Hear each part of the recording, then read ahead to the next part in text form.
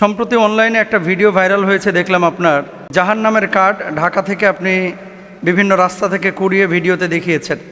আমি আপনার কাছে জানতে চাচ্ছি যে আপনি যে কার্ডগুলো দেখালেন এগুলো জাহান্নামের কার্ড, আপনি কেন বললেন? 2 নাম্বার, যে এগুলোর ব্যাপারে আলেমদের কি কোনো দায়িত্ব নেই নাকি শুধুমাত্র থানা পুলিশ বা সরকারি দায়িত্ব নেবে? 3 নাম্বার, আরেকটি বিষয় লিখেছেন, এগুলো থেকে উত্তরণের জন্য বিশেষ করে যুব সমাজকে চেয়ে রাখার জন্য ইমাম সমাজ কি উদ্যোগ বা পরিকল্পনা নিতে পারে? Very very important. এই কয়েকদিন আগে সম্ভবত আমি একটা রাস্তায়, ওই যে রোমান সাহেব ছিলেন, তো তিনি ক্যামেরা দিয়ে, আমি বলেছিলাম যে জাতিকে সতর্ক করার জন্য এটা জানানো উচিত। আপনি ঢাকার রাস্তায় এখন খুব বাইরে হয়ে দেখেন, একেবারে এদিকে চন্দ্রা থেকে শুরু করে ওইদিকে নরসিংদী পর্যন্ত, নরসিংদী থেকে শুরু করে আপনি এদিকে যদি একেবারে চলে যান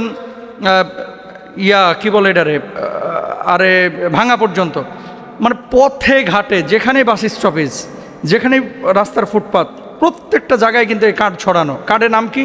কয় রনি ভাই, সিফাত ভাই, শিহাব ভাই, সোহাগ ভাই, মানে ভাইয়ের অভাব নাই, বুঝছেন? এরকম কার্ডগুলো দেখেন। আমি সর্বপ্রথম বাংলাদেশে আমি মনে হয় এটা নিয়ে প্রতিবাদ করেছি, এবং এই কার্ডগুলো দেওয়ার মানে উদ্দেশ্য কি, মাকসাদটা কি? এই কার্ডগুলো মূলত দেওয়ার মাকসাদ, উদ্দেশ্য হচ্ছে যুব সমাজকে নিয়ে জেনাহে লিপ্ত করা। এই যে যুব সমাজ তার অগোচরে শয়তানের প্ররোচনায় উৎসাহিত হয়ে যখন এই ধরনের কাজে লিপ্ত হচ্ছে, অনেক সময় ফোন করে ডাকার পরে আমরা পত্রপত্রিকায় দেখি তার মোবাইল ছিনতাই করে রেখে দেয়, তাকে কিডন্যাপ করে ফেলে, তাকে আটকে রেখে বাড়িতে টাকা নিয়ে আসতে বলে বিকাশের মাধ্যমে। বিভিন্ন ধরনের ক্রাইম কিন্তু এই কার্ডগুলো থেকে হচ্ছে। এখন আলেম সমাজের দায়িত্ব হচ্ছে মানুষকে সচেতন করা।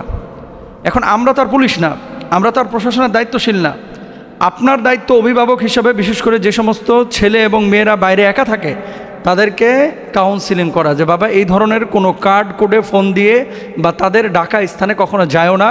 এটা জেনাহের কার্ড, এটা জাহান্নামের কার্ড, এটা কিডন্যাপের কার্ড, এটা ছিনতাইয়ের কার্ড, এটা মানুষকে ঠকবাজি করার কার্ড, এটা দিয়ে মানুষকে আবদ্ধ করে পয়সা কামানোর কার্ড। এখন যারা এই কাজগুলো করছেন, আমি আমার ভাইদেরকে বলবো, এই যে রনি ভাই, সোহাগ ভাই, শিহাব ভাই, জামাল ভাই, কামাল ভাই, রাসেল ভাই, অমক ভাই, তমক ভাই, কত ধরনের ভাই আছে।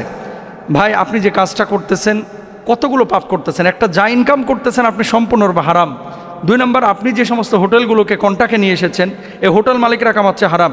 3 নাম্বার, এইটার সাথে যারা জড়িত, যারা এটাকে সাক্ষী দিচ্ছে, যারা বাস্তবায়ন করছে, প্রত্যেকে হারাম উপার্জন করছেন। এই হারাম দিয়ে কিন্তু আরাম থাকা যায় না, আরাম পাওয়া যায় না।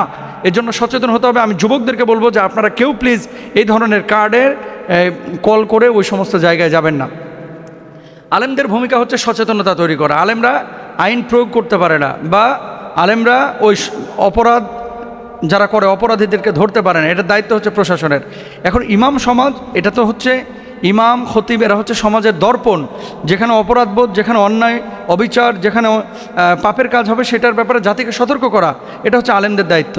তো ডেমরা থেকে যে ভাই প্রশ্নটা করেছেন, দেখেন আমরা আলেমরা, আমাদের দায়িত্ব হচ্ছে আপনাদেরকে সতর্ক করা। এখন মানা না মানা বাস্তবায়ন করার দায়িত্ব হচ্ছে আপনাদের এবং গভর্নমেন্টের, সরকারের।